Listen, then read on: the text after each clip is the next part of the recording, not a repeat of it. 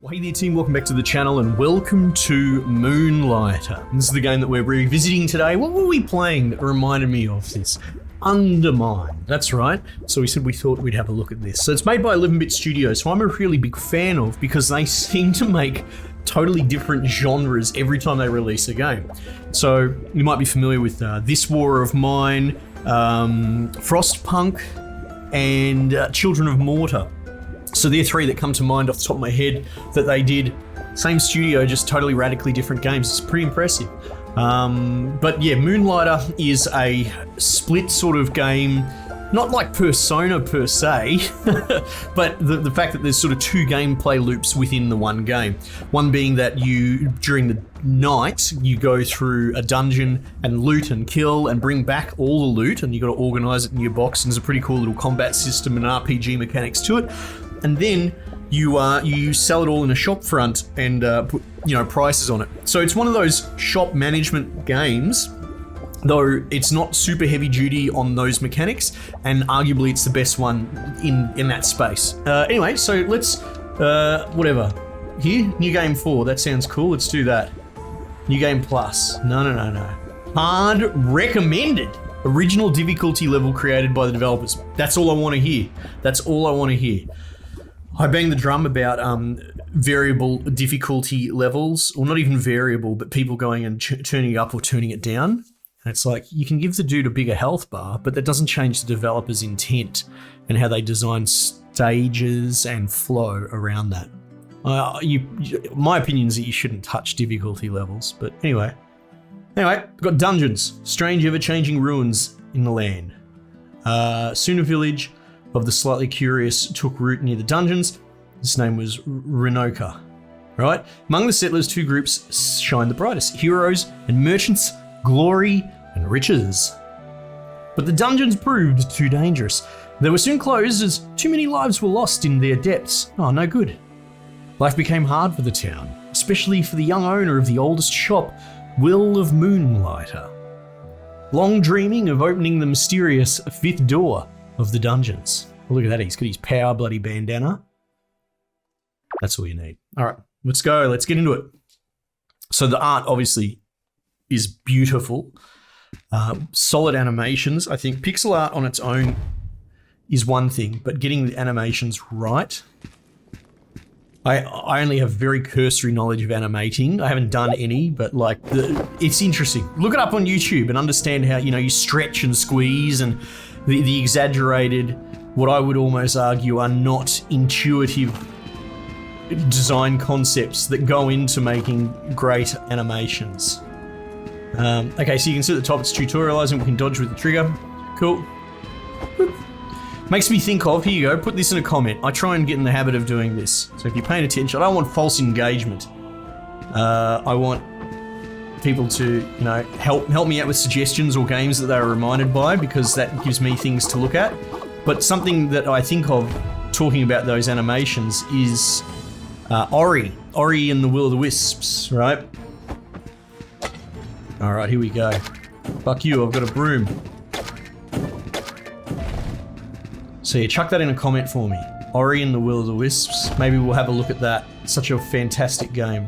All right, what do you want me to do? Oh, I've got a charge attack. All right, Bunza. Let's kill this bloke. Get out of here, you little grub. Right, unlocks all the chests. And you can just go quick move all, right?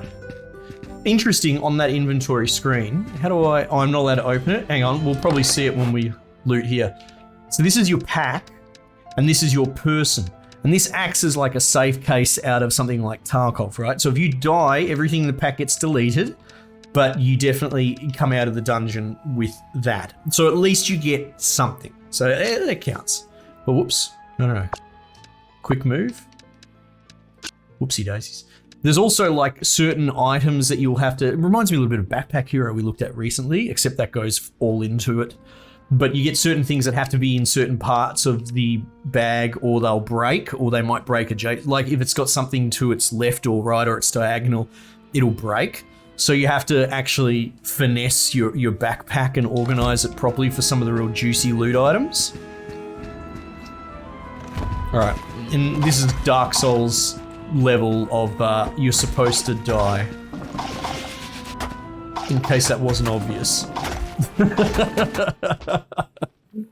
That's alright. Okay. That's fine. That's fine. Blah! You get spat out by the dungeon. Fair enough. And then bloody this old bloke's gonna come help us out. Xenon. What are we looking at? All alone. Rest for a bit, Will. I have you now. Oh, my name is Will? Okay, wonderful. Cool. It's good to have a name.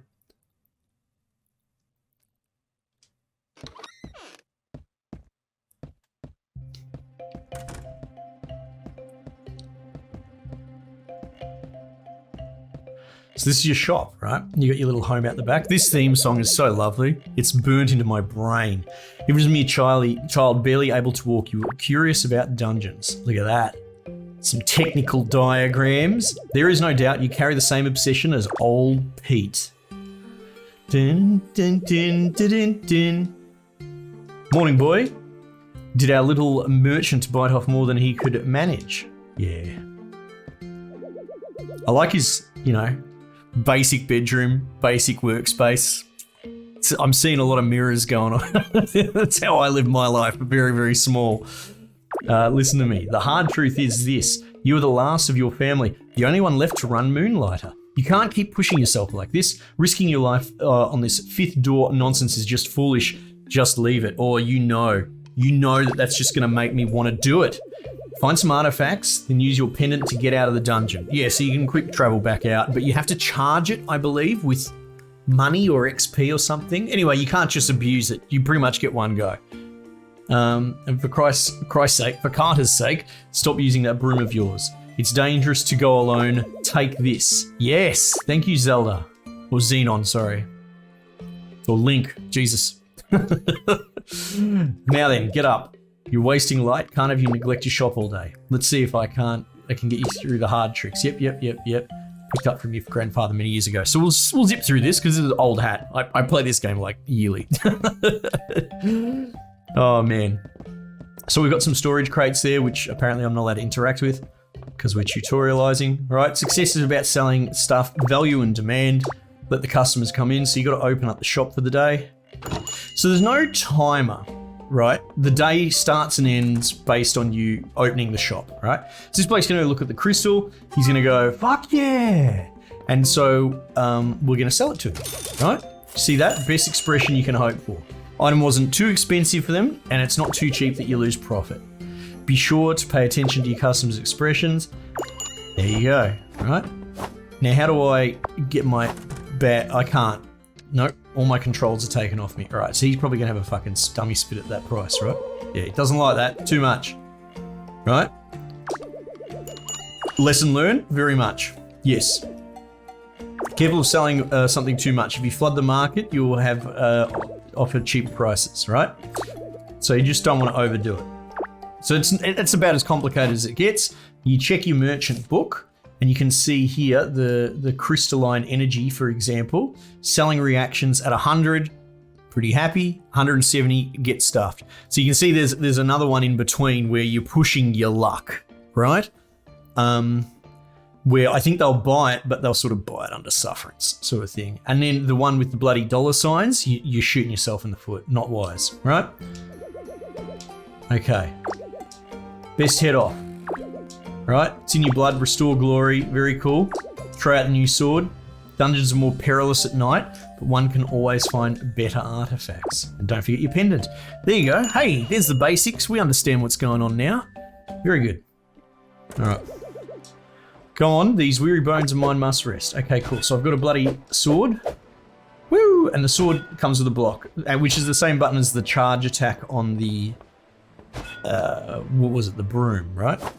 If I press bumper, I can switch, so you can carry 2 weapons slots for various different situations.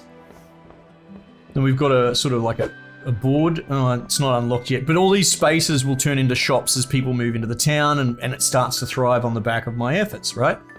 But that's we're getting a bit of ahead of ourselves, right? So let's head up here to the dungeon. And you'll be able to, you know, upgrade equipment, buy better weapons, buy potions, that sort of stuff. You can see we've got all the different dungeons, and I suppose that's the 5th dungeon, and I've never made it that far. Here we go. Enter in. Here we go. So my pendant, and it's a procedural dungeon in the, you know, you've seen this sort of thing before, Undermine, Isaac, that sort of thing. Why can't I open my bag?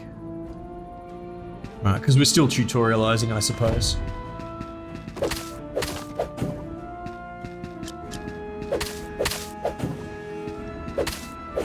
Come here, little grubs.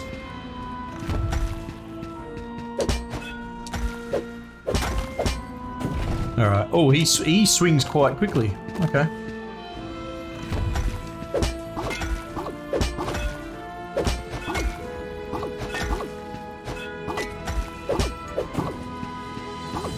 Oh, look at that. The resource fell. Now he'll turn if I go here, I think. Yeah. Good to know. Good to know.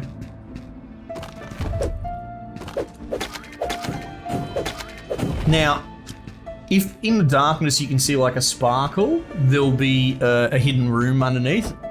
In this case, not so much. Can't see anything there. I'm pretty sure that's how the hidden room system works. Alright, it's old Pete. To a person hopefully far better luck than I, my time is short. I took injury from the strange creature across the room. My pendant all but shattered from the scuffle. Check him out though. I'd say I fared better than he. He caught me spying on him in the Guardian's room. He dropped a couple of items. Map diagram. Cool, so you got your story hook in here. Each guardian of the dungeon must possess a key of swords, right? So you got to basically fight your way through the bosses to progress. It's pretty standard fare. Big boss gonna kill me. I suppose to let them all out. Now to chase this red creature that stole my stuff, right? There's your diagram in case you didn't get it. Okay. Ooh. Right, so there you go. B. And then it will charge. So that's the pendant.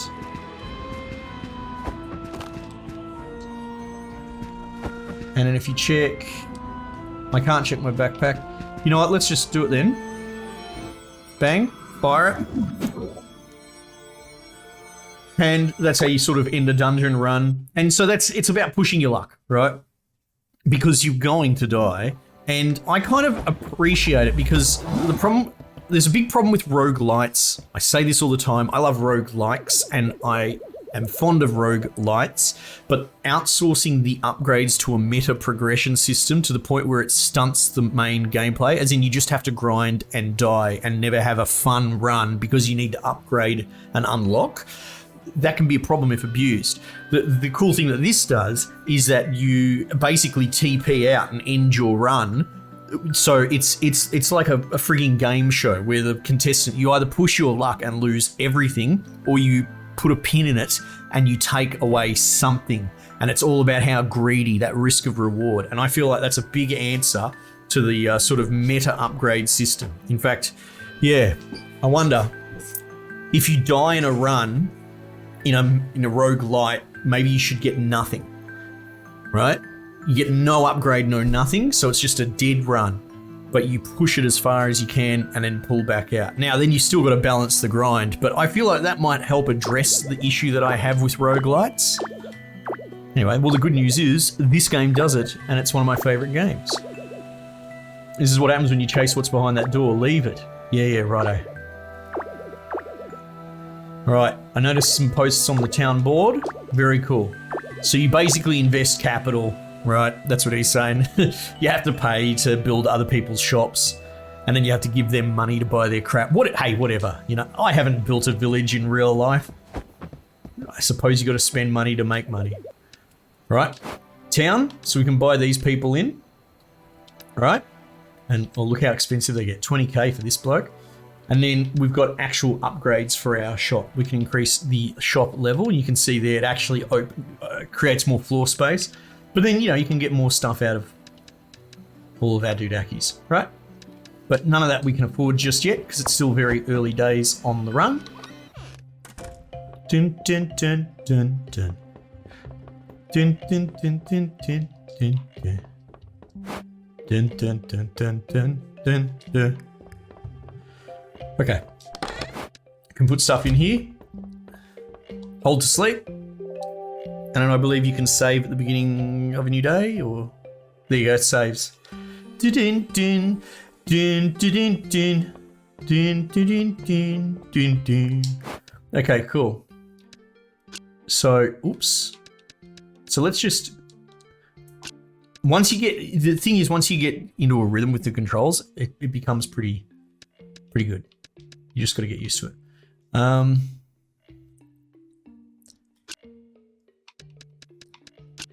I wonder, you know, maybe I start collecting stacks. Can I quick move all? Ooh. Wait, did that auto quick move all? So see, like the green ones are out of order, but if I quick move all, no, it hasn't auto arranged them. Kind of hopes that it would. Okay, that's fine. So what we're going to do is we'll quick move that. Yeah. So what we're going to do is is it only stacks of 10? Is 10, it looks like 10 might be the number. Okay, that's fine. Let's just sell 10 stacks and we'll just collect the rest. I think that might be easier. Quick place.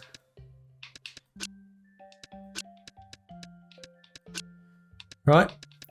You got to set the price.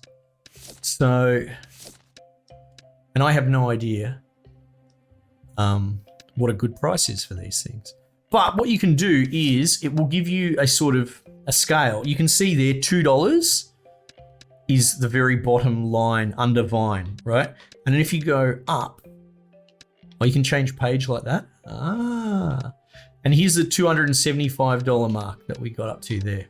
So probably safe to say fabric's close to $275, all the way down to 2. So it gives you a little bit of a ballpark read, 3,000 and not for sale. Yeah, you can sort of try and zero it a little bit.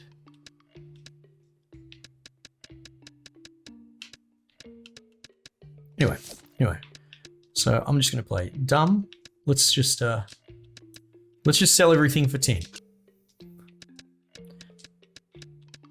And it calculates the stack total, right? Because we need to gather data. And to be honest, you can't sweat lost profit too much because I picked this shit up off the floor. It's not like I had to spend money to to get them, right? See, so that's too much.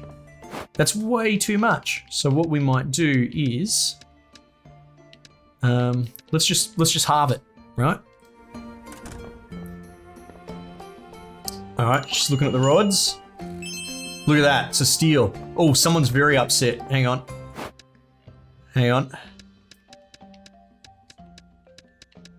Same story, we'll halve it. Yeah, sticks too much as well.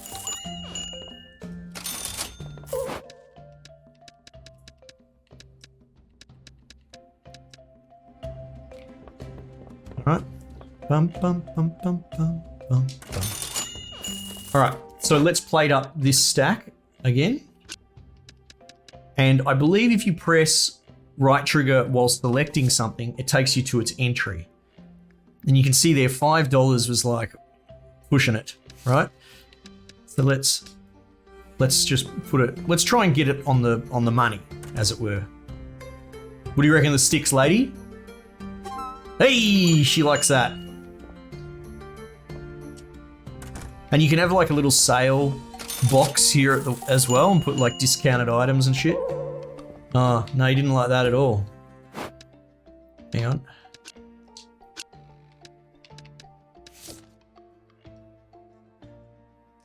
Let's bring it down to 3.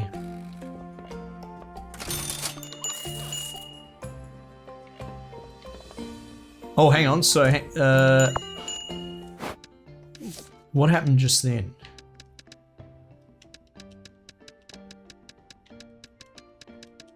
Am I in the wrong tab? I am. Golem Forest. Oh, here you go. Yeah. So these are different biomes. But we're in the Golem Tunnel. Now, here you can see popularity low. So I wonder if that means I should actually... Yeah, so you can see the down arrow. So let's bring that back and bugger it. Let's close the shop. Everyone out. Okay, so there's your day. And our balance sheet. There you go, made 290 bucks. That's not bad. Not bad. All right. Nope. No. There we go. That's what we want. All right. I'm going on an adventure. Okay. Let's see. Town, 500 bucks. All right, we're not quite there yet. That's all right. We're figuring it out. Ah, greed is good. Let's get a run in. Let's get a big run in. Maybe. We'll see.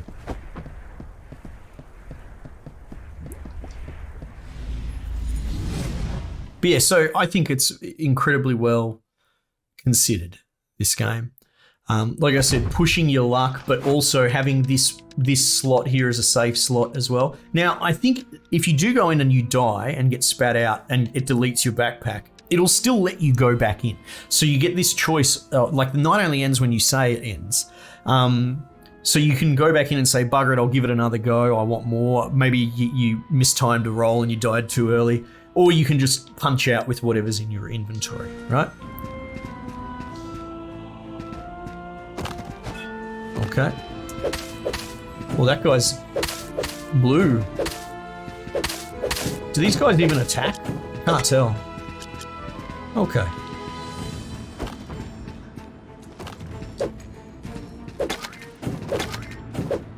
Ah! Ah!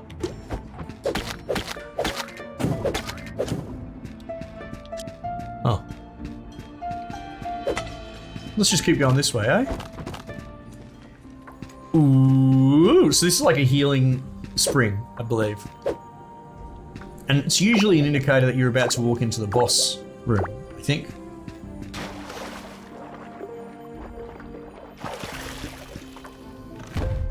Yep.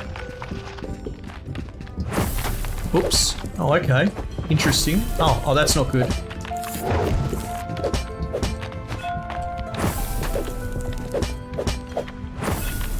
Oh, you can block the AoE. Look at that. What a grub. Get out of here. So what's in here? Is this the next dungeon? That can't be right. Oh no, it's the next floor. Yeah. Oh, okay. Bugger it. It's one of the strange devices that the creature dropped when he fled.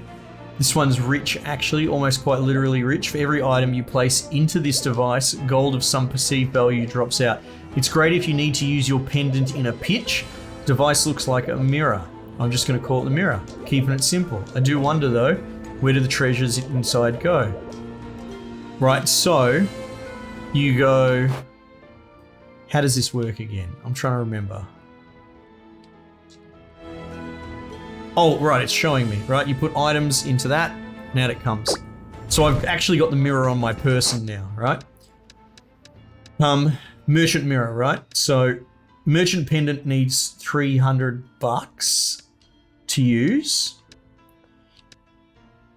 Ah, okay. So what I could, you know, hypothetically do is stick that in there, right?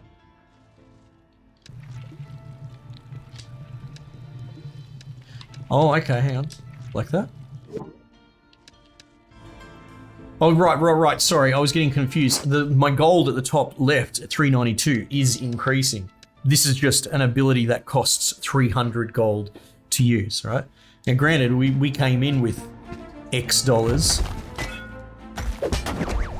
Oh, wow, he rolled at me.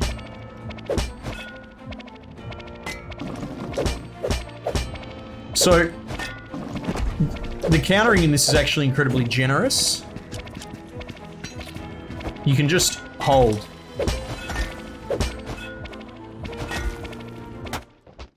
Oops. And then I'm dead. Oh, unfortunate. So there you go. You deletes that. That's fine. Play again or go to town. We'll just go to town. Death by misadventure. Because this is, you know, pretty much a showcase, showing off all the sort of aspects. There you go. Spat back out. Is it daytime now? Oh, it is too. Maybe you can't. Well, maybe you can't go back in. You can go in during the day, and it's safer. So there is absolutely a component to that. Why has this got an exclamation mark? Oh, because we've got a new dude. That's cool. That's cool. Bum, bum, bum, bum. Hold to sleep. Does it count the days? It's not like we have to pay rent or anything like that. Yeah. I'm going to do it just so I can save. But then it puts us at nighttime. Bum, ba bum, bum, bum. So maybe you sort of lose a day if you die because we got spat out at daytime as opposed to at nighttime. Interesting. God, this game's good. It's good. I'm glad I've reinstalled it. I strongly recommend checking it out. I seem to have it on Epic. I think I must have got it for free at one point on Epic as well, but it's got DLC too. I think it's even on Game Pass, so check that out. Let me know if there's any other games that this reminds you of that you would like me to have a look at. What did I mention? All of the 11-bit games, things like Frostpunk and all that sort of stuff. So check those out if you find this interesting. It's even if it's totally different genres, it's still the same guys that made it. Moonlighter, one of my favourites. Team, thanks again for joining me. Might just leave it there for the time being, and I'll catch you guys on the next one.